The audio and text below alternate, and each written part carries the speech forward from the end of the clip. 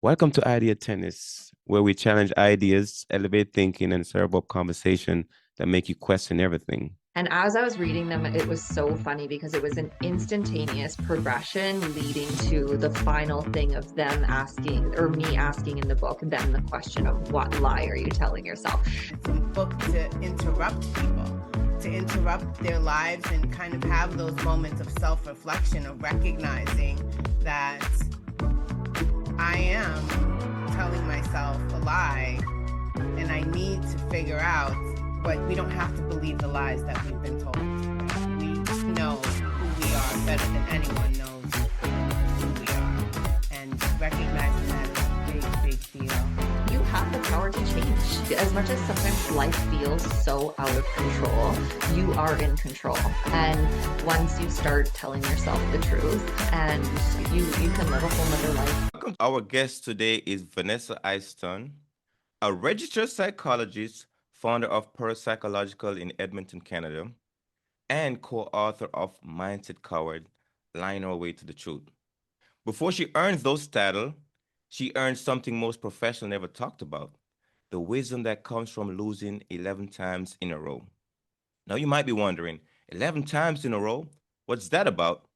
That's the story she put in the book and a story she'll share with us today. Vanessa specialized in trauma and grief work, but also in helping people rebuild their self-worth, navigate anxiety and depression, strengthen their relationship, and even work through career transitions and life big pivots. Probably because she had to excavate her own sense of worth brick by brick, exam by exam, breakthrough by breakdown by breakthrough. But our most powerful tool isn't a technique, it's our own story. Because Vanessa knows what it's like when even victory feels like a trick. When you've become so fluent in disappointment that a passing score doesn't feel real. When the confrontation isn't with the world, it's with the voice inside that's been lying to you since you were 11 years old. In our book, she wrote The Sea of Courage, Confrontation, Facing the Lies We've Been Told. And just recently, she celebrated her book launch, surrounded by friends, family, and people who have watched her journey. Today, we're going to talk about what that feels like to finally hold a book in your hand, to hear the feedback, to help to step into being an author. We'll also talk about the lies we rehearse, the courage it takes to stop being polite to the voice that says you're not enough, and what happens when you're successful at failing. Vanessa Iceton, welcome to Idea Tennis. You are our second guest. And as we've been Yay. talking about so far, you're the queen of Canada, and Jessica is the queen of New York. So I'm here with the Yeah. two queens today. I'm here with the two queens. Yay, thank you for having me. I really appreciate it. I'm excited for the conversation today. Yes. We've been calling you the Rocky Balboa of our group. Really, your chapters speak to the lies that we inherit, the silence that we normalize, and the strength it takes to finally choose yourself. Those are hard conversations. And for anyone who's really felt torn between who they were expected to be and who they truly are, it's like you need a psychologist to help you through that.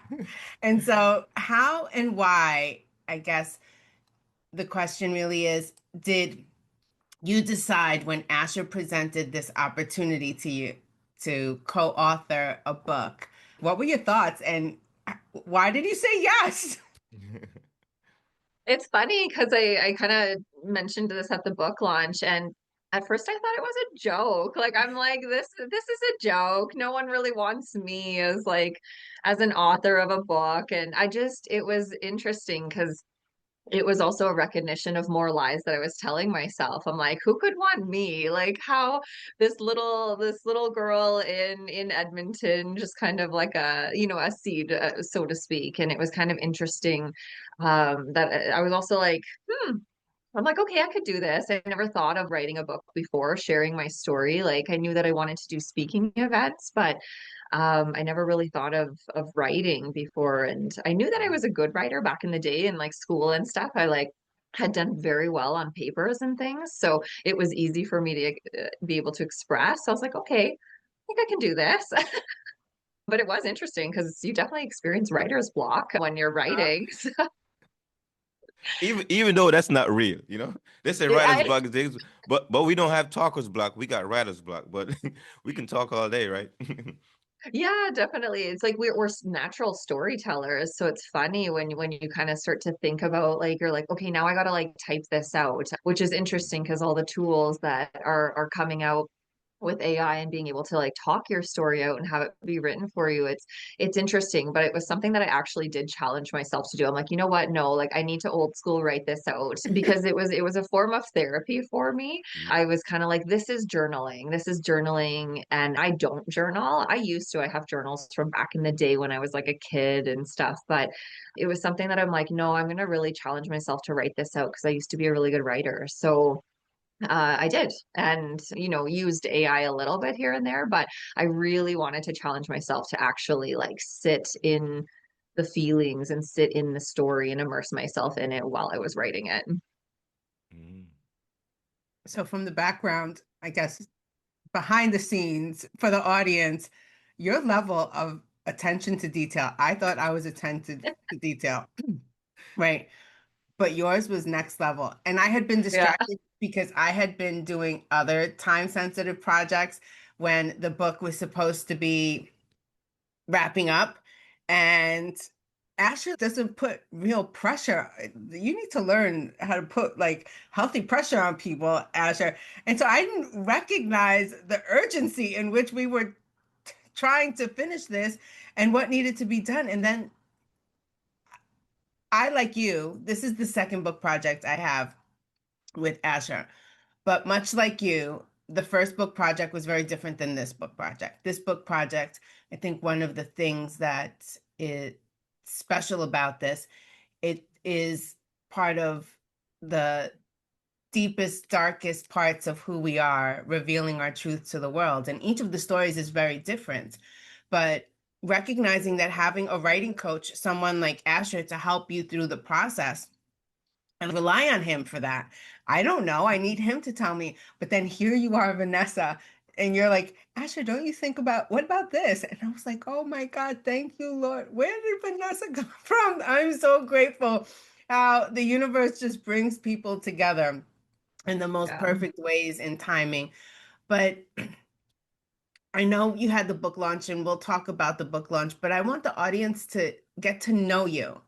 And your story is, to me, so impactful because Mhm. most people, I actually don't think I know anyone that would have been, despite the fear, the uncertainty, to keep going. When it seems like it's hopeless, you kept going. Yeah. So people could read the book to feel like the story, but something that's not written in the book that you could share with the audience about you that gives you that resilience to keep pushing even when the odds seem to be stacked against you. Yeah, this was a little bit of a question at the book launch. And what it was like, what piece of you had to overcome? What piece of you did you have to overcome to be able to like sit and write? Um, and I really there's a couple things. One piece of it is I had to overcome that defensive, insecure self. The one that already perpetuated, hey, I'm strong. I'm not weak. I got my shit together, and nothing's lacking. Vanessa's well-rounded. Vanessa has, her life together and all these things. Whereas in the past, it was the defensive kind of piece of me that, again, that lie that I was trying to protect myself with, of being like, I don't have things together. Uh, and I really struggled in school my whole life. So that was something that didn't come easy for me. Multiple choice exams were extremely challenging. I was really good at writing a paper. So once I got to my master's and it was full-fledged papers, I was like, all right, I got this. Whereas then it came to the EPPP and it's all multiple choice. And I'm like, so you're challenged with something again that was your demon back in the day that you struggled with. And it's that insecure defensive self I really, really had to overcome. And then a second piece of that was what kept me going was the reflection and realization that I am not failure. I had formulated this to be a piece of my identity. So even though my core belief is I am a failure, I had formulated my identity to be I am failure, and that you're going to continue to fail. And so once I realized like I am not failure and this is not my identity, and I didn't need it to be that to keep myself safe, I think that was when the shell kind of broke loose and I was able to ring the bell in my 12 round Rocky fight. When you talk about realization of that I am not a failure, that hits home for so many people because we're almost like indoctrinated to, yes, failure is part of success, but it's failing your Yeah. way to success. It's not failing and then giving up. Giving up gets you nowhere in life. It's about being resilient, being determined. Consistency doesn't mean always doing the same thing, but it means that you keep doing. Maybe you pivot, maybe you tweak it a little to do something a little different to get you closer to where you want to be. But recognizing that is such an awakening moment. And it's powerful, especially for our audience. And especially this time of year for me, so many people have negative self-talk. Yeah. And most people are surrounded either by friends and family or by no one. And there's very little space in that middle where people feel like I'm good, like I'm okay. If I have two or three people in my life that I can count on, that can lift me up, that can cheer me and check me, I'm good. But it's the people that don't have anyone to help them get through those moments and have that awakening of I am not a failure. I am on my way to becoming. Vanessa, if you don't mind, go back to defensive insecurity self. Tell Mm-hmm. us what that means, because I know you. That's a part of your profession. You kind of help people do some of that process as well. But talk to us about when you recognize what that is in you, and how do you kind of find a way to dismantle that. Yeah, even in reflection, actually, yesterday I had a client and he was kind of like, I don't, he's like, I love everything you're saying. He's like, everything makes sense. And he's like, but I don't get this one part. And his core belief is also I'm a failure. He's like, I don't get this one part, of he's like I don't feel there's a disconnect with that thought or that belief. And I was like, you know what, it's interesting because this one belief, I think we have to accept it. We have to accept that this is what was ingrained. This is a generational thing that got projected or placed onto me, unfortunately, being called an idiot from such a young age. And in the book I reflect on that kitchen table moment, and that instant created defensiveness and insecurity in me. It was the moment that all guard went up because when I was sitting there struggling with my math homework and then I didn't understand how to do it, I was being so vulnerable in that moment. And then I got shamed for not knowing what I was doing. And so that instantaneously, all the protection mode went up and I was insecure. And I was like, oh my gosh, I guess I don't know what I was doing. So then I shamed myself throughout my entire life, thinking that I didn't know what I was doing and that I was wrong in what I was doing. Because of course in school everything's graded. It's either right or it's wrong. There's no in between. And so it's unfortunately creates this black and white thinking in our mindset that is very unhelpful. And so once I started to realize that I'm like, okay, I have to accept the belief that I am a failure, but knowing that I have the power to change it. So that created a sense of security, a sense of control for me to know even though I have this, I can change that. And vulnerability is scary, but vulnerability can also feel connecting and safe and trusting and authentic. And that was the piece that I was like, by writing this book and writing my story was so authentic. And I think that kitchen table moment of the very first chapter was one I was going to leave out because I didn't want to hurt other people in the process of kind of calling them out, so to speak. And I was like, no, but I have to do this because it's my story, it's my truth, it's where it started. And I think that's the best thing that I did because it's the chapter that most people connect with because it's so vulnerable, it's so raw. I like the words where it started. A lot of people can trace back to where it started for them, and the power in recognizing the origin story of where stuff started, that at least where that identity started from. Because once you recognize where it started from, you can actually change it, and you figure that out. So Power to you, my friend, and congratulations on that. Because most people Thank haven't gotten you. there yet, and I Mhm. think you're gonna help them see how to go back and trace your steps to figure out, oh, where did I make the misturn? Oh, it was right there. Now I can change my Hmm. path. What Definitely. We have the ability to change our path and like Jessica said earlier, like pivoting. I think I pivoted like 800 times in my E-P journey. So, you're like, okay, try this, try this, try this. So, yeah, definitely pivot. if not pivot and keep pushing, you stay stuck. But what would you say is the emotional cost of staying silent, of not owning your truth, of not having that realization? And what's that process been like for you? I would think liberating. Hmm.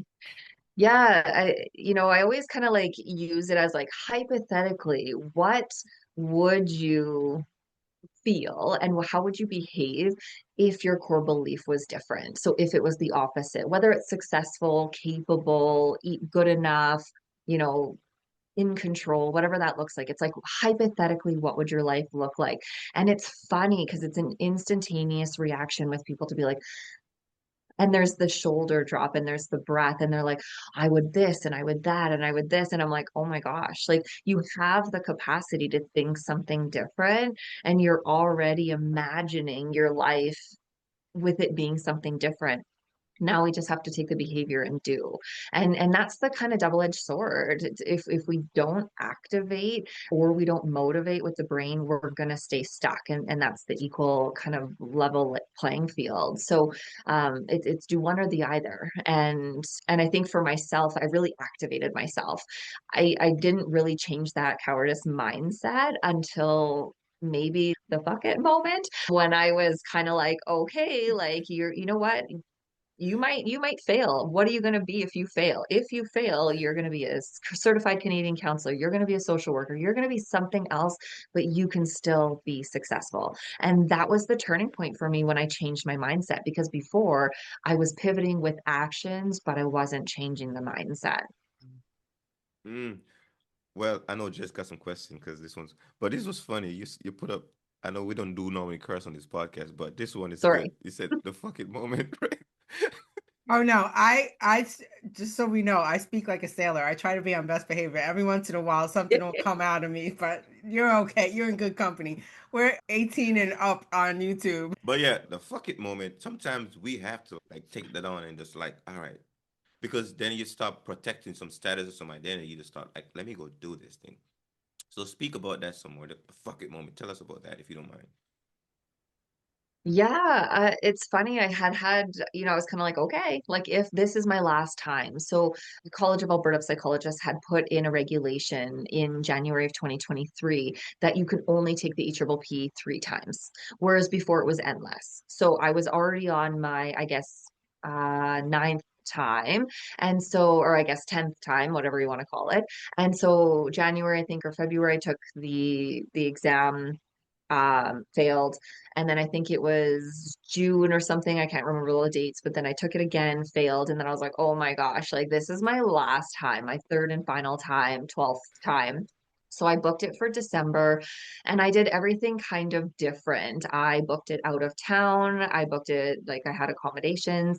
Um, I had already in that time of like I think June to December before my exam, I had met up with like a CCC. I was like, okay, what does it look like to be in business as a CCC? What does it look like to find a job as like a CCC? And like everything else, I did. I looked at all other options. I'm like, okay, well, maybe I can apply for larger companies. Maybe I can be an organizational something. Like, I don't know. I looked at all other options because I was like, okay, like you're gonna you're already gonna fail. You have to have these options prepared. And I'm kind of a perfectionist in that regard, where again, my defensive, insecure self said, you need to have it figured out to show that you're still strong and capable, right? Without believing that, unfortunately. And so, yeah, the fuck it moment was figuring out other options before I had failed.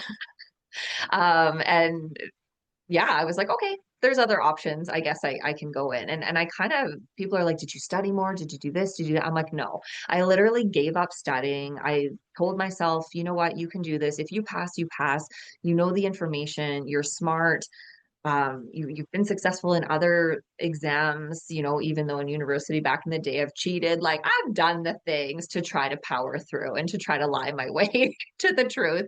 And so that was really just honoring like who I was in the moment. And I went in with no expectations, and came out passing. I am gonna tap on here because I share the test multiple choice scariness. I also do a lot of cheating on the exam because for some reason I could never pass the test naturally. It was very difficult because I have ADD and the dyslexic stuff. So when it comes to test taking, I always run out of time. So one of the things that happens to me on most of the exam, that's why I was failing, is I ran out of time before I finished because I took so long on these questions. And a lot of people have some of that similar experience because as much as I talk to other people that have some of these challenges, like, yeah, one of the things is I don't measure time right. So I run out of time. Then I fail. And the only way for me to finish is for me to like, and finish and bubble up and finish. So that always been a challenge for me my whole life. So I never like taking tests. I like writing papers just like you, by the way. It's funny. I rather write in paper because now I can sit here and think for long enough. But the test taking is scary, it's scary. It's always scary. And one of my thing I always say is like, in school, in college, they teach you to do stuff individually. But in the real world, it's all teamwork. And I was like, this is so stupid. Like, why we can't do teamwork in school? But no, you can't. You gotta wait till you get out in the real world and get in the real world. I'm so conditioned into doing stuff by myself that I'm gonna real world and start teamwork, and I struggle again to figure out how to do teamwork. So it's like crazy. Anyway, I'm not a big fan of school, but I understand what it is. Those are my thoughts. But anyway, what are you guys thinking over there? Oh, I love it. That's exactly like my thoughts. I'm like, man, we are so conditioned incorrectly to first uh we're set up semi for failure to some extent, unfortunately in our school. And it's funny because a lot of people hate group projects in school because we're not conditioned to do it. We're not used to following up on tasks. People procrastinate, etc. But it's funny because yeah, I experienced such major exam anxiety that I've never experienced that in my entire life while taking this exam. And so I had to do a ton of therapy and some EMDR therapy to be able to overcome and become so desensitized to taking that exam where I ended up like walking in with like basically minimal nerves and then being able to like leave that with being like okay with it. And if it wasn't for that, I think I would have I don't know if I actually would have still passed, but I had to do again something different. I had to change the behavior. I had to think about that test differently. I also had to get accommodations because same thing. I'm like, okay, if I have 225 multiple choice questions and I have extra time because I had to request that because I kept running out of time as well. My accommodation was 5 hours and 25 minutes, I think. And so I was like, okay, 60 minutes, this many questions. And I had to mathematically like write it out. And you get like a piece of, paper in the exam. And so I'm writing out the time and calculating it. And then you like literally watch the clock and it's very you become so hyper vigilant while you're in the exam of writing and of the questions. And so there's so many factors that just increase the anxiety. So, it's a struggle. Mhm. It's a struggle, but ask for help. Like I definitely asked for accommodations. I needed them. Jess, I had Jess to don't got accept that problem. defeat. I don't think Jess got that problem. She's super smart. So Yeah. I was good at tests. Multiple choice was my thing. But I mean, I want to go back to some of the things that you said because for people listening, you just put out some gems that I really want to focus on because our podcast Idea Tennis and our book Mindset Coward is all really about mindset, right? Moving past things that hold us back, the lies that hold us back in order for us to be on our way to living our best life because we're not there yet. We still got a lot of things all four of us want to do. But a lot of people talk about wanting something different, right? Mhm. Different, whatever the different is. But in order for anyone to have something different, they have to be willing to do something different. And you are the perfect example of that. When you released because you released the expectations. Yes. It's like you removed the boulders that were living on your shoulder. You laid down the luggage that wasn't yours to carry into that room anymore. And you walked in there a whole different person. And because you did that work, I think that's the emphasis I'm going to put for people. You did the work. And the work not being the studying part, the book, you did the work on you to Yeah. get your mindset to where you had the realization of, listen, even if this doesn't work out, I'm still going to be good. I have so much. It's not like this is the end all be all. Yeah. Is this something I want for myself? Absolutely. But if it doesn't happen, like, am I going to die? Like, am I going to? No, I'm not. And you had that realization. That's such a powerful, powerful um, part of your story.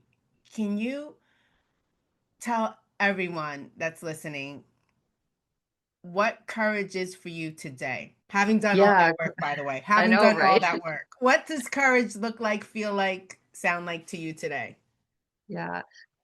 It's overcoming the fear, like doing the thing anyway. So, you know, we all create barriers. There's, I think the biggest barrier, as you just kind of noted, was myself, unfortunately. And I was blaming the exam. I was blaming the accommodations things. I was blaming the administrative team for, not letting me go in one time without accommodations, even though it was in my file. I was blaming everybody else. I'm like, blamed my tutor and the teachers in the past, like the system, like everything I was blaming. And I'm like, man, Vanessa, I'm like, look inward. You are the problem. It was accepting and calling myself out. Mm. It's funny because I'm a very honest, respectful therapist, and some clients, like most clients obviously that I have that stick around, absolutely love it because they're like, you're going to call me out on my stuff. And so it was, until I turned inward and called myself on my own stuff, that's when I was like,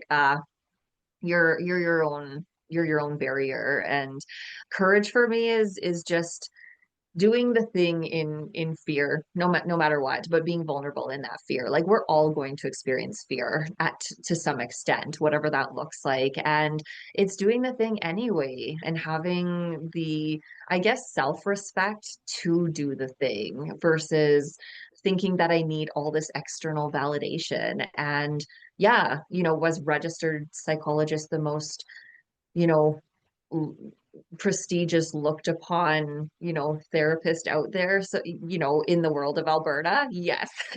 And so it was like, I can't be anything less. But then I put myself on this pedestal, and exactly like you said, I removed the expectation of that, the prestige or how things are looked at. It was like, this is completely ridiculous. Like, even if you're even if you do something else, you're not less than. And I think I was minimizing my self-worth in the world to make it seem like I was on top of the world when I really wasn't. So that's courage to me. It's really it's really just doing the thing.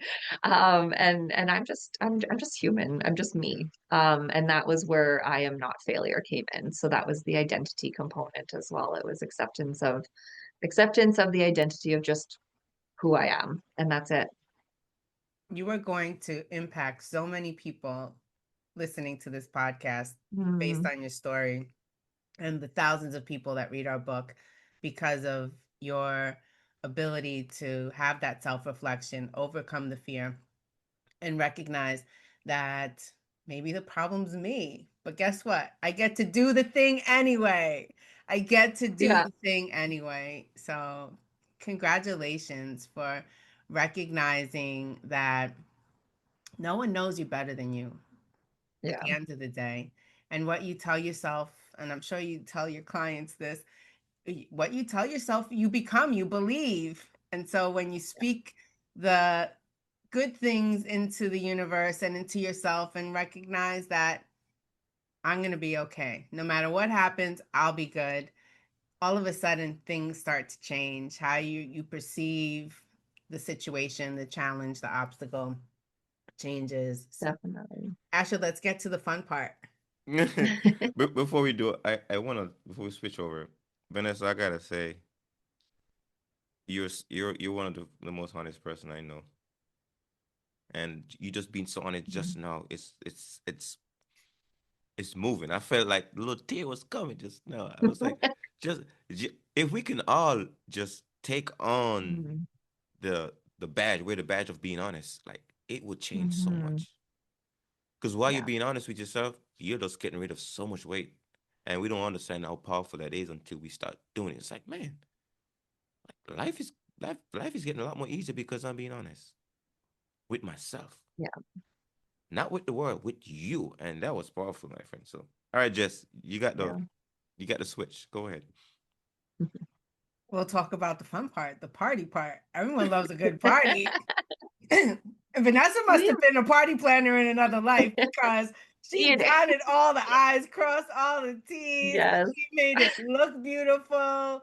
I just when I saw the pictures, I loved all of it. The energy, the vibe, the room, the way you set it up, your bookmark. I actually took a screenshot of the bookmark. I was like, I may have to reproduce this. I can But send it to you. yes, tell us a little bit about your launch, your book launch. I wish we could have been there. But you're in Yes. Canada and we're here in the US in New York and Asher's in Connecticut. But tell us about the book launch. What the experience was like for Definitely. you organizing it and then the actual event. I would be a party planner if I was not a psychologist. It crossed my mind if I'd fail at this exam, I can't be a psychologist. It's funny because one of my old managers from 15 years ago, I used to do it was for a psychology company, but I used to do all of their uh I guess events and stuff like that. And I used to kind of do all that stuff and it was just my vibe. So it's funny. She's like, "You're still good at throwing a party." And I was like, "Thank you." 15 years later. It was so fun. Like obviously it completely consumed my life, but it was so fun. I'm, as you know, and you kind of mentioned earlier, I am very detail orientated. So nothing could be missed here. And multiple meetings with the host who actually sponsored the location for me. I've loved this location. It's very vibey. It was at the Creative Hive here in Edmonton, and the string lights on the roof, and everything is industrial, kind of white, and the odd and end kind of chairs and things like that. And how I wanted to formulate it was when I went into the space, they actually had like this old school TV, and there was a rug and the two chairs, and I'm like, oh my gosh, like we're gonna do this like you're sitting in your living room reading a book basically. And I was like, it's just going to be this like super living room vibe with the lights of the dim lights, etc. And it all came to light. And I also know from running a grief group that you want to sit in a circular kind of pattern. So I laid out the chairs in particular in like more of an oval kind of moon shaped pattern towards everyone. So everyone feels kind of more closed in. Um, I had some food, so my parents are amazing, and I had some skewers that I wanted to make. So, those were all meticulously done and set out the patterns for my parents, and then they followed the patterns, making the skewers of food, refreshments, coffee, tea, etc. I would have loved to have had wine, but I didn't for this one, just because everyone knows I love wine. And yeah, my admin, who's amazing, she created the programs on for the evening. We created the agenda. I hired a consultant, and so she did the PowerPoint for me, and we added in some testimonials in the PowerPoint, and then the bookmark was kind of an interesting component. I'm like, how can we like get people to share, like, follow, post whatever about the book? And I was like, how am I going to do this? Because there's four of us and we want to make sure that everyone's included. And so I think it was me or maybe my admin, I can't remember, but one of us suggested bookmark. And yeah, I was like, oh, this idea is so amazing. And she did the quote on the front, and it was kind of about becoming, and that was like some of the theme of the book. And then we included all of the social media stuff and the QR code on the back of the bookmark. And it really turned out beautiful. We actually ordered it from Canva, and it came on like a great piece of like hard paper. So the bookmark's amazing.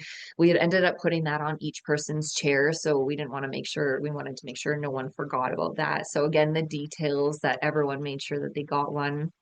Um, and it was just, yeah, it was good. We had the interview questions set up, so the host did an amazing job of kind of asking the questions that, what are the things that people had been asking me when I was writing the book? So like some of your questions today, it went back into my childhood, or what chapter were you going to leave out, or what was the strongest feelings that you had, or your emotional reactions and things like that. So we did the interview, about 9 or 10 questions. And then I read about 5 excerpts from the book of my section in particular. And it's funny because when I was reading through, I read through my chapter all in one sitting, or all my chapters in one sitting. So I was like, okay, you need to be in your brain here. And so I flagged sections that I was like, ooh, this is key points here.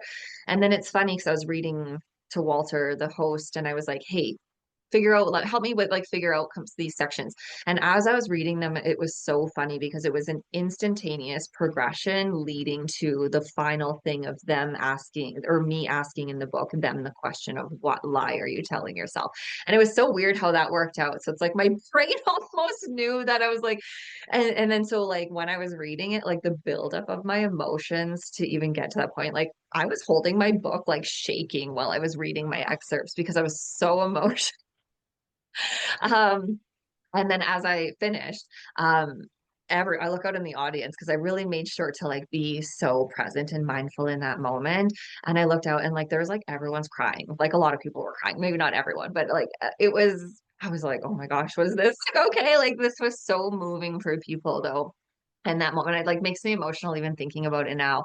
But it was so moving. And then, yeah, and then I did my thank yous. I did read my acknowledgments from the book. And I want to apologize to my other authors because I'm the only one of the authors that didn't thank my other authors in the acknowledgement. Like, oh my God, like that looks so bad. No, So I want to like throw that out there that I acknowledge that, and I will take complete ownership for not thanking my other author. it's all good. And yeah, but everything went so smoothly.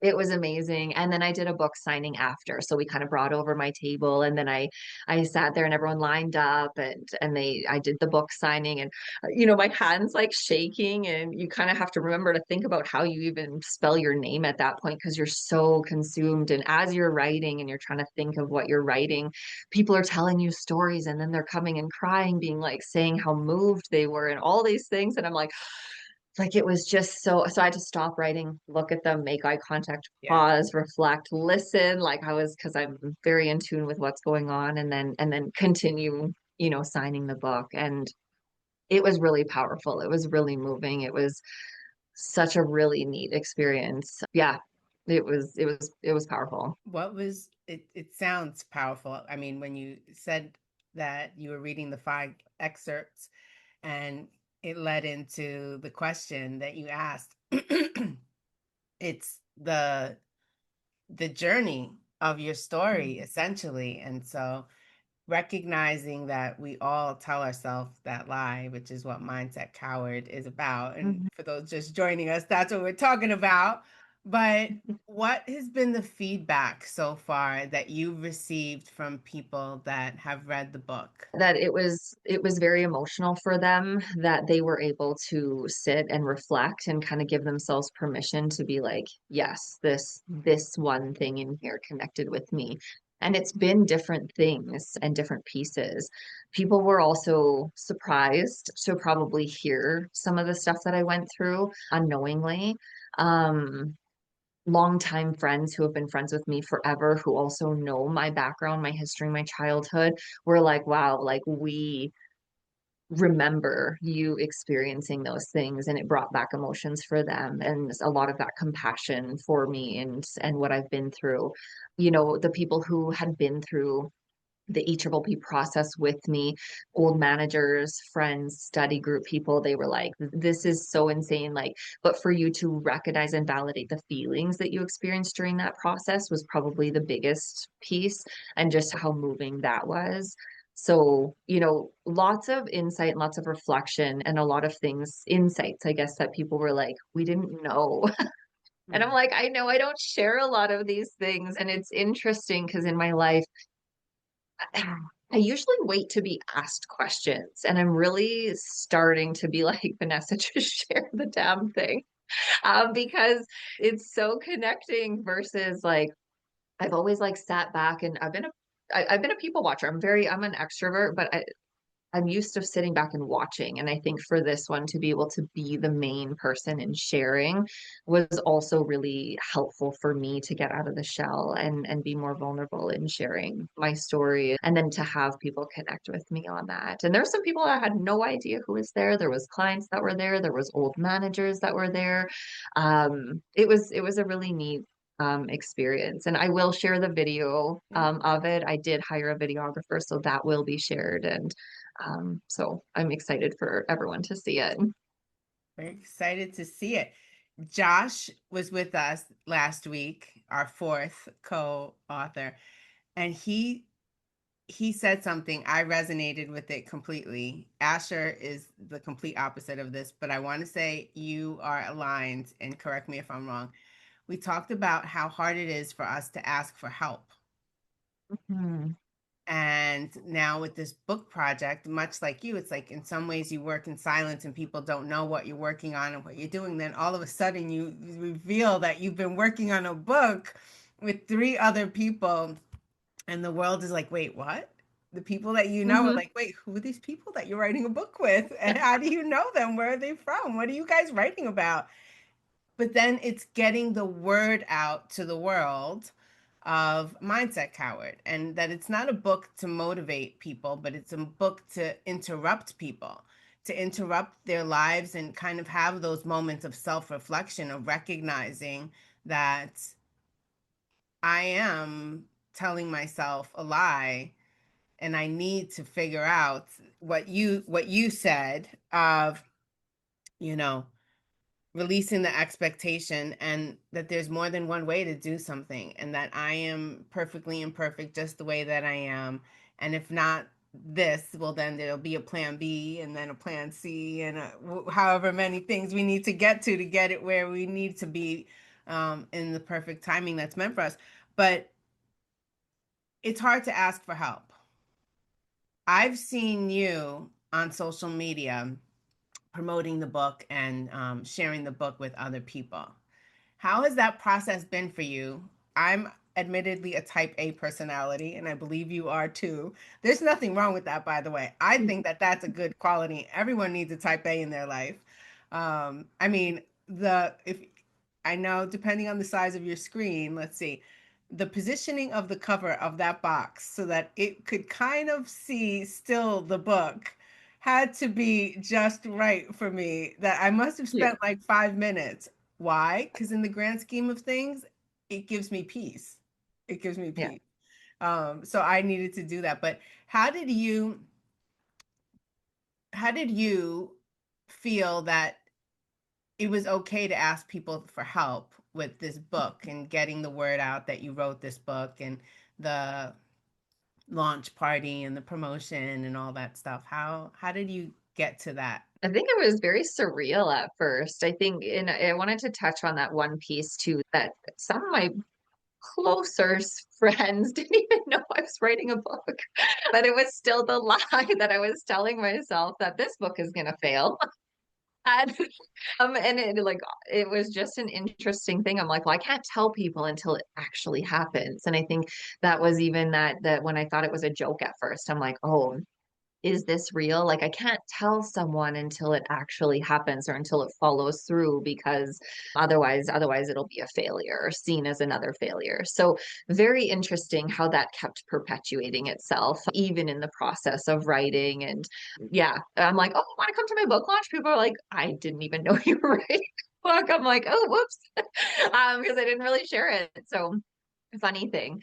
But I think it was very like I still like it's like whew, like it's still like a overwhelming feeling. Like I think it's like, wow, this is real. And it's really humbling to have and see so much support from people. Some people that I never thought that I would get support from, people that I like dated in the past that have messaged me being like, wow, congratulations. It's been really exciting, humbling, nerve-wracking. It's all the things. And sharing some of this is still hard for me a little bit because I think that night of the book launch, like I actually didn't look at my phone like all night. And then I got home and from 11 to midnight, I ended up like going through my tons of messages and really like taking in all the moments and seeing how people each shared this, they shared it differently and their little take on what they took from it. It was really cool. I'm like, oh, this is so fun.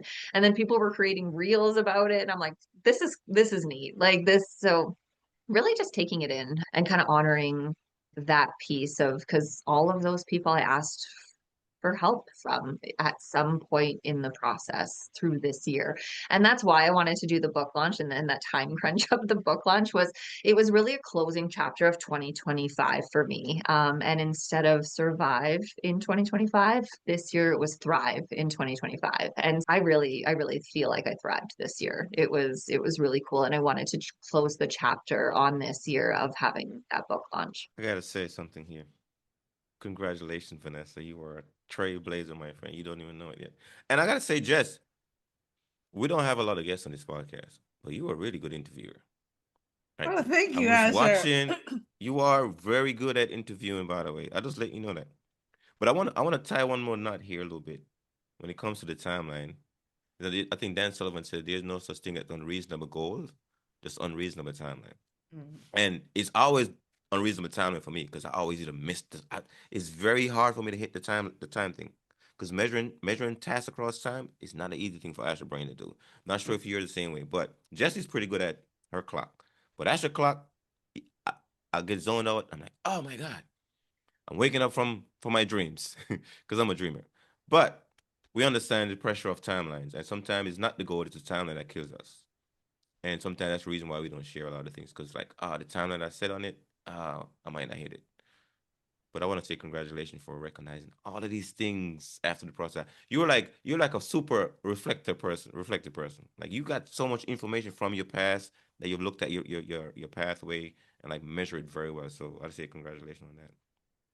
Thank you so much. And I want to thank you both and Josh. Like it was a really exciting process and it was really fun to be able to meet up every couple of weeks and follow up and what are we struggling with? And I think Asher at one point you called me out on something and I like had a complete mental breakdown because again trying to hold my life together. And so, the support and the friendships and yeah, yeah, some even I did kind of mention where you all were living at the book launch because people were asking. So I did kind of announce like that. I was like, oh, I would love to be able to attend maybe one of your book launches or see where I can fit, maybe flying out to the States at one point. Or to be able to even connect in person one time would be absolutely amazing because you both really inspired me with just your life stories and stuff as well and the different perspectives of things. So thank you as well. Mm. It's been wonderful to get to know you, to hear your story. And even though we've never met in person and only digitally, I've been like the proud big sister telling everyone your story. So as I talk about the book, you're going to laugh with this one. I don't share my parts of the story. The first story I lead with is I'm like, you need to meet Vanessa in the book. She is the Rocky Balboa of our group. Her resilience is just inspiring. And that's how I see you, someone who is just inspiring the self reflection, the lessons that people can learn and walk away from all of our stories, but especially your story of we don't have to believe the lies that we've been told, right? We know who we are better than anyone knows who we are. And recognizing that is a big, big deal. And we'll have to have you back because I want to have a whole nother conversation about trust and failure. right? Because you said something that really sparked, and this could be a whole episode of you didn't tell people about the book because on some level you believed it would be another failure. Like you didn't until the book was actually printed and in your hands, you weren't going to share it. And that leads to so many other topics and discussions that you can definitely add value to about trust, not only trusting yourself, but trusting the people that you're working with. And how do you move past the uncertainty and recognizing that, okay, we're doing this, but I don't really know Asher. Like I did something with Asher before, right? I did a project, a podcast episode with him. I've done something with him before, but I don't really know Asher. And so it's kind of, again, that release and having more trust and understanding that, listen, either at the end of this, we'll have a book or it'll be a few months of some wasted time. But you leaned into that, we're going to have a book. And Yeah. getting to know you, Josh, has just been a real blessing in this process for me. But I think we need to be wrapping up. Are there any final words that you'd like to leave people with today, Vanessa? Yeah, I think one of the things that I was writing in my book that really resonated with me is that the truth will set you free. And you mentioned that word of Mhm. liberation, and it's a word that I actually use a ton in my sessions with clients. I'm like, wouldn't that be so liberating? And it's and then they're like, yeah, and having the freedom and flexibility to do the thing. So I think you have the power to change. As much as sometimes life feels so out of control, you are in control. And once you start telling yourself the truth and you can live a whole nother life. And yeah, my life is I would say it's a lot more easy because I don't have the guard up and I'm more confident and secure in myself today. And this book is successful and no will be a lifetime success for me that I'm so honored to be able to share with both of you and thank you so much for this opportunity, Asher. It was really truly life changing. Mm. Life-changing wisdom. That's my motto. Well, I would say it's been a pleasure just listening to you both rap. The Queen of New York and the Queen of Canada, just getting it down. I appreciate being in the room and hear you guys talk. So with that, Jess, any last word? I said enough. All right, folks, make it an utterly fantastic week and go get Mindset Covered is out. And Vanessa is our starter. She got first quarter, Jess got second quarter, Josh got third quarter, and I got fourth quarter. And at the end of the day, we won the Woo. game. So let's Oh, do it. wait, one last thing I did. Come on, Asher, our photo op. A photo op. Vanessa Wait, has wait. hers right there, but our photo op. Yeah. Yes, you can. Yes, exactly. All right. With that, folks, have an utterly fantastic week. And don't forget, pick up Mindset Coward, available today on Amazon. The link will be in the show notes. And where you can find, follow, and show Vanessa some love will also be in the show notes. Oh yeah, yeah. Last thing, Vanessa. What is the best way they can find you? Just the easy one. The folks are listening. Yeah, best way to find me is pearlpsychological.com or on Instagram at Vanessa Iceton. All right. See you guys.